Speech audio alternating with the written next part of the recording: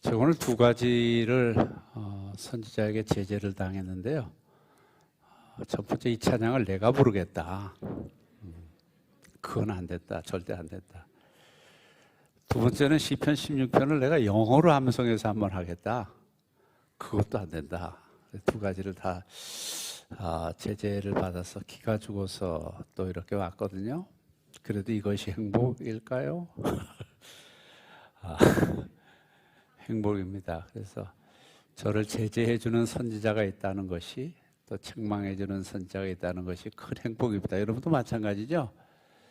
여러분의 파트너들, 남편이든 아내든 그들이 선지자가 돼서 여러분들에게 때로 제재해주고 때로는 충고해주고 위로해주는 것이 행복입니다. 제가 오늘 행복에 대한 찬양을 이렇게 불렀는데요. 제가 최근에 신방을 하면서 신혼 가정을 좀 신방을 했습니다. 먼저 도영 형제, 도영자매, 재영, 도영, 벌써 재영, 도영, 도영자매가 갑자기 이름이 재준, 도영자매 신혼 가정. 그다음에 상우, 지혜 신혼 가정. 이렇게 신방을 하니까 너무 좋은 거예요. 야, 우리 교회 희망이 있다. 그리고 어제는 우리 또 있습니다. 누구죠? 세원자매 가정 이렇게 신방을 했는데, 야, 우리 정말 신실하고 좋은 믿음의 자녀들이 우리 교회 안에서 이렇게 세워져 가는 것 너무나 좋다. 하나님께서 우리 교회의 미래를 축복해 주시고, 또 우리 교회 미래가 있잖아요. 미래를 축복해 주시고 은혜를 더하실 것이라는 생각이 들었습니다. 그래서 엊그제는 양구를 신방했습니다. 그래서 그 가서 사집사님과 그 가정과 같이 가서 오골계도 먹고, 또 어제는 신혼가정 가서 또 좋은 시간도 가서, 매일 우리의 사역과 우리의 목회가 이랬으면 좋겠어요. 오골계도 먹고 또 중국식도 먹고 그랬으면 좋겠는데 그렇지만은 않습니다. 또 어렵고 힘든 일들도 많이 있는데, 집에 돌아와서 좀 요즘 돌아가는 이 상황을 보면서 보니까 또 BTS가 빌보드 8주 연속 1위 했다는 겁니다. 이거 얼마나 대단한 건지 모릅니다. 그래서 빌보드 차트에서 계속 1위를 8주 동안이나 했다. 아마 이거 거의 신기록 아닌가 모르겠어요. 그렇게 좋은 일들이 있었는데, 또 올림픽을 보니까 이게 조금 일본한테도 막 지고 축구도 지고 그런 것을 보면서 조금 좀 우울해지고 그러기도 했습니다. 근데 뭐 저는 뭐 그렇게 올림픽에 목숨 거는 사람 아니니까, 체육에 목숨 거는 사람 아니니까 관계없습니다만, 그래도 좀 기분은 좀 다 져도 좋은데 일본한테 치는 거 이건 조금 기분이 조금 그래요. 여러분도 그러나요? 하여튼 뭐 피를 흘리더라도 일본과는 어떻게 돼요? 이겨야 되는데 이것저것 다치는 거 보면서 이거 참 힘들다 그런 생각이 들었습니다. 그러다가 이제 오늘 말씀인데, 오늘 말씀 행복이라는 찬양처럼 오늘 말씀을 어제 묵상 말씀인데 우리 박병철 간사님이 잘 묵상을 해주셨습니다. 아마 여러 밴드에서 보시면 내용이 잘 있을 테고, 저는 오늘 이 말씀이 너무 좋아서 몇 번 아마 말씀을 전했을 거예요. 그래도 이번에도 이 말씀을 묵상해 가면서 시편 16편을 그냥 지나가기가 너무 힘들더라고요. 너무 좋은 말씀이고, 또 그러면서도 참 적용을 하지 않으면 아무 유익도 없는 그런 말씀이라서 제가 이 말씀을 꼭 나눠야 되겠다. 그래서 나누는 중입니다. 그래서 이 말씀 정말 행복이 무엇인가, 하나님 안에서 살아가는 그 행복이 어떤 것인가를 오늘 본문 말씀에서 잘 말씀해 주시고, 서론에 이렇게 시작을 합니다. 이건 다윗의 믹담이다 이렇게 시작을 하는데, 믹담이라는 말은요 바로 오랫동안 뜻이 밝혀지지 않다가 최근에 그 의미가 부분적으로 밝혀졌는데, 기념비, 어떤 기념비에 새겨놓은 말이 믹담이라는 겁니다. 기념비. 이스라엘의 기념비에 새겨놓은 말, 다윗의 기념비에 새겨놓은 말, 이게 믹담이라는 겁니다. 여러분도 기념비가 있잖아요. 인생의 기념비에 여러분들은 어떤 말씀들이 새겨져 있을까 궁금합니다. 내 기념비에 정말 하나님의 은혜, 하나님의 도우심, 하나님을 높이는 간증, 이런 기념비가 여러분들의 기념비에 새겨지는 은혜가 있으시기를 바랍니다. 이게 조금 칙칙거리네요. 저 너무 바짝 돼서 그러나? 예, 됐습니까? 그래서 정말 내 인생의 기념비에 새겨놓을 것은 무엇일까? 이것을 생각하시면서, 근데 그건 행복이에요. 오늘 말씀의 찬양처럼 행복이라는 생각이 듭니다. 그래서 제가 자주 전했던 말씀을 또 전하면서 전하는 것은 정말 이랬으면 좋겠다. 이런 행복을 우리가 누렸으면 좋겠다는 생각을 했습니다. 예전엔 굉장히 뜨거웠었는데 또 그런 과정들을 통해서 정말 하나님의 백성으로 살아가는 행복은 어떤 것일까? 그래서 다시 말씀을 나누게 됩니다. 먼저 정말 이게 피부에 닿는지 모르겠지만 다윗은 주님만이 나의 복입니다. 이렇게 밝히고 있습니다. 따라합시다. 주님만이 복입니다. 이 주님만이 복이라고 하는 것은 온리입니다. 다른 거 다 없어도 되고 다른 상황이 다 좋지 않아도 되고 주님과 교제하고 주님과 사랑을 나누며 주님 안에서 살아가는 것, 이것이 복이라는 겁니다. 우리 같은 고백을 한번 해봅시다. 주님만이 복입니다. 주님만이 복입니다. 그럴 수 있어야 이게 신앙이에요. 주님도 좋고 물질도 좋고 또 세상도 좋고 이러면 이건 진정한 복이 아닙니다. 그건 나뉘어지는 거죠. 그래서 주님만이 복입니다. 이 말씀을 할 때 시편 기자는 굉장히 어려웠던 것 같아요. 1절에 보면 그렇게 나왔습니다. 하나님이여 나를 지켜주소서, 내가 주께 어떻게 해요? 피하나이다. 나를 지켜주세요. 제가 주님께 피합니다. 도망가고 피하고 숨고 그러는 말씀들로 말하고 있습니다. 어도 자기를 위해서 준비된 피난처와 안정된 곳이 없습니다. 그래서 주님만을 피합니다. 특별히 다윗은 그런 시간들을 많이 겪었잖아요. 주님에게 피하는 것, 주님 앞에 나아가는 것, 그것을 통해서 안정감을 누리는 일들을 많이 겪었는데 오늘 시편 기자도 주님만이 복입니다. 나는 그곳에 피합니다. 상당히 큰일, 어려운 일을 당하고 있었던 것 같습니다. 그래서 여기서 하나님이여 이렇게 시작을 합니다. 하나님이여 나를 지켜. 이 하나님이여는 엘입니다. 엘은 여러분 잘 아시겠습니다만 엘은 전능하신 하나님, 능력 있으신 하나님, 못하시는 것이 없는 하나님, 그 하나님을 엘이라고 합니다. 그래서 그 당시에는 엘이 많았어요. 기독교에만 엘이 있는 것이 아닙니다. 이방 종교에도 엘들이 많았습니다. 그들은 절대적인 권능을 가지고 있는 유일한 신을 엘이라고 하며 다 엘들을 많이 사용했습니다. 그래서 못하시는 것이 없는 하나님, 그 엘을 찾고 계십니다. 어떤 상황에서 빠져나올 수 없는 그런 상황이었습니다. 하나님의 기적이 필요했고 하나님의 도우심이 필요했고 절대자 하나님이 함께 하심이 필요했던 때에 엘, 그 하나님을 찾습니다. 그래서 하나님이여 나를 지켜주소서.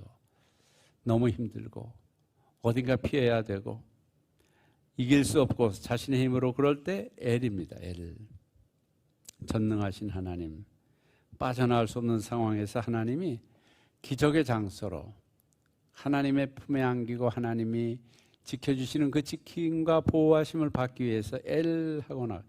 예수님도 엘리엘리나마 사박더니 나의 하나님 나의 하나님, 니는 나의니까요.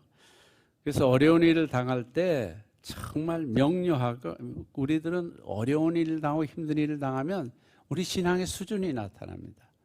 평범할 때는 잘 몰라요. 다 신앙이 비슷비슷한 것 같고 세례받고 집사님 되고 그러면 다 비슷비슷한 것 같은데 어려운 일을 당할 때 보면 그 신앙의 수준이 나타나게 마련이죠. 그런데 시편 기자는 이럴 때 해결책을 찾으려고 동분서주하지 않고 피할 곳을 찾으려고 쫓아다니지 않고 하나님께 나아갑니다. 하나님께 집중합니다. 10절에 보면 이는 내 영혼을 음부에 버리지 아니하시. 그걸 하는 거예요. 이렇게 그 하나님은 그 엘은 나를 음부에 버리지 아니하실 것이다.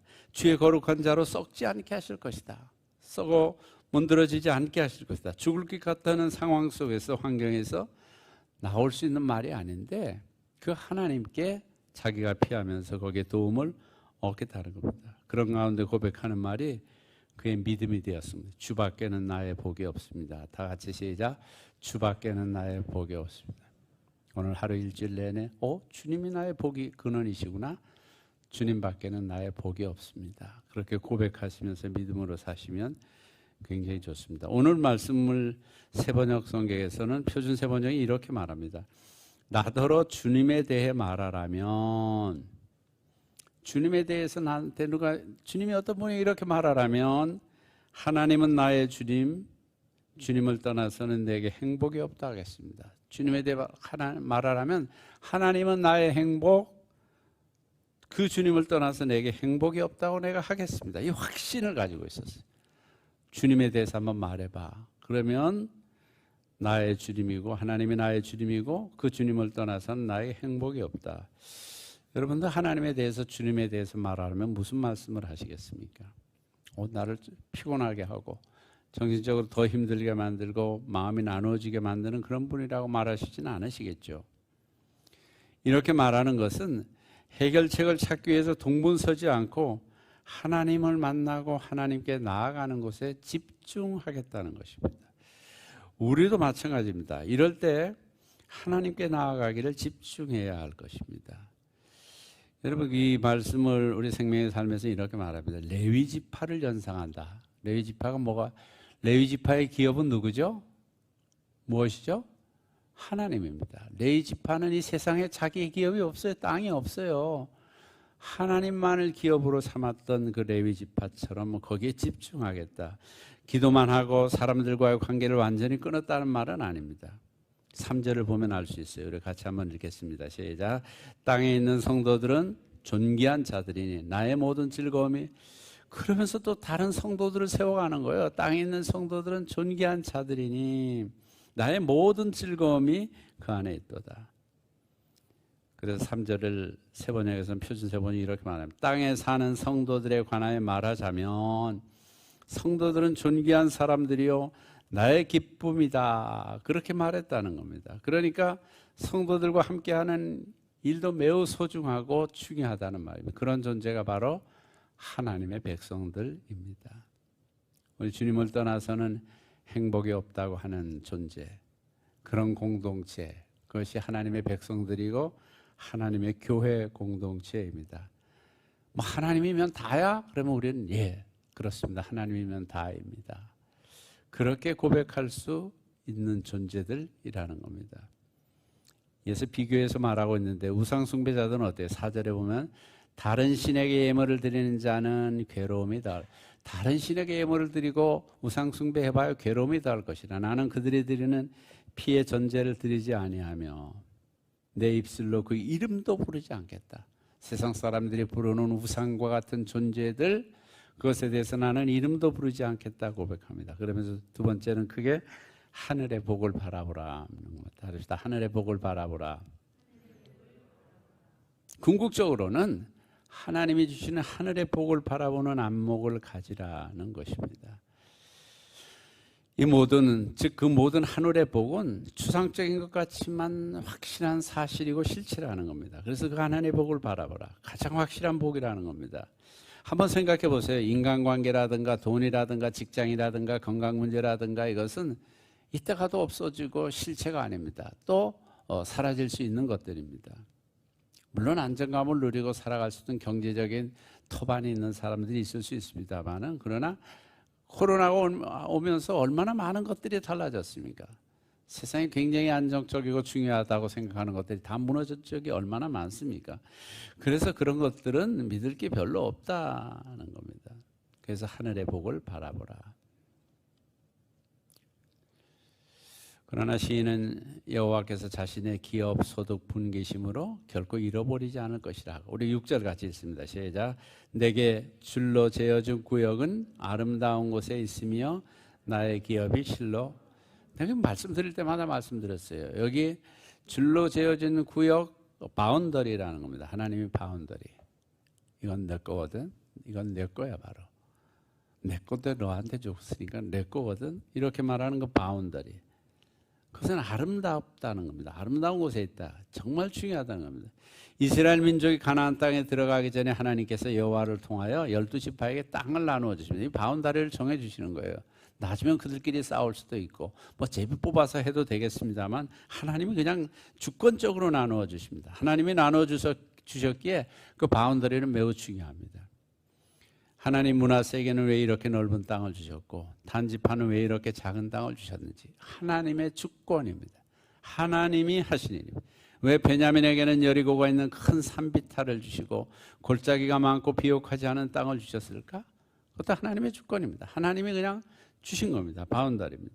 왜 하나님이 납달리나 이사갈 지파에게는 갈릴리 바다 주변에 비옥한 땅을 주셨는데 왜 유다 지파에게는 헤브론 지역의 고산지대 물도 우물을 깊이 파야 하는 힘든 지역을 주셨는가? 그것도 하나님의 주권입니다. 왜 하나님께서 지금의 요르단처럼 살기 좋은 지중해 지역 정말 사시사철 과실이 끊이지 않는 나공과 같은 지역을 왜 아셀 지파에게 주셨을까? 그렇게 중요한 지파가 아닌 것 같은데 답은 하나입니다. 누가 주셨어요? 하나님이 주신 바운더리입니다. 하나님이 정해주신 거예요. 그래서 만약 하나님께서 지정해 주시고 정해 주신 바운더리라고 하면 그 뭐 다 좀 싫어요 이러면서 입이 뾰루통하게 나오고 그것에 대해서 왜 하나님이 원망하고 그래야 될 필요가 없습니다. 그냥 받아들이면 복입니다. 여러분 자녀도 그렇고 기업도 그렇고 남편과 아내도 그렇고 받아들이면 복이에요. 받아들이고 인정하고 하나님이 주셨다 생각하면 복입니다. 그렇지 않고 이거 내가 주연자매 그래 생각하나 내가 골랐는데 잘못한가 봐 뭐 이런 생각 안 하잖아요. 믿음 없는 사람은 그런 생각 많이 하거든요. 내가 이런 사람을 고르려고 내가 그래 오래도록 기다렸나? 뭐 이런 생각을 하는데 우리는 누가 주셨어요? 하나님이 주신 남편과 아내이기 때문에 하나님의 기업입니다. 하나님의 기업. 뭐 입비르퉁하게 나와서 불만을 토해봐야 아무 필요도 없습니다. 그러면 그럴수록 점점 더 미궁으로 빠지고 그러면 그럴수록 점점 더 불행해지는 것이 하나님의 기업에 대한 원리입니다. 그리고 자기 손해예요. 믿음을 가진 사람들은 절대 그렇게 보는 존재들이 아니라는 겁니다. 하나님이 주셨기 때문에 모든 것이 아름답습니다. 다 같이 시작. 하나님이 주셨기 때문에 모든 것이 아름답습니다. 하나님이 주셨기 때문에 좋은 거예요. 하나님이 주셨기 때문에 완전한 거예요. 하나님이 주셨기 때문에 행복한 거예요. 그렇게 하는 것이 우리들에게 주신 하나님이 주신 기업의 의미입니다. 뭐 몇 평 아파트에 살든 어떤 집에 살든 어떤 직업을 내가 가지고 있던 뭐 어떤 자녀가 그거 다 누가 주셨어요? 하나님이 주셨기 때문에 가장 좋은 것이고 최적의 것으로 주신 거예요. 그래서 하나님이 본문에 보면 줄로 재어진 구역 그 바운다리 하나님이 대충 랜덤으로 주신 게 아니라는 거예요. 줄로 딱딱 맞게 줄로 딱딱 재어준 구역은 아름다운 곳에 있다. 이렇게 말씀하시고 계십니다. 믿습니까? 여러분들에게 주신 모든 것도 하나님이 정확하게 자로 재듯이 줄로 재어서 여러분들에게 주신 줄 믿으세요? 직업이나 자녀나 건강이나 모든 것들도 말입니다. 하나님이 줄로. 저는 뭐 제 힘으로 되는 건강은 제 힘으로 되는 줄 알았어요. 제가 얼마나 건강했습니까?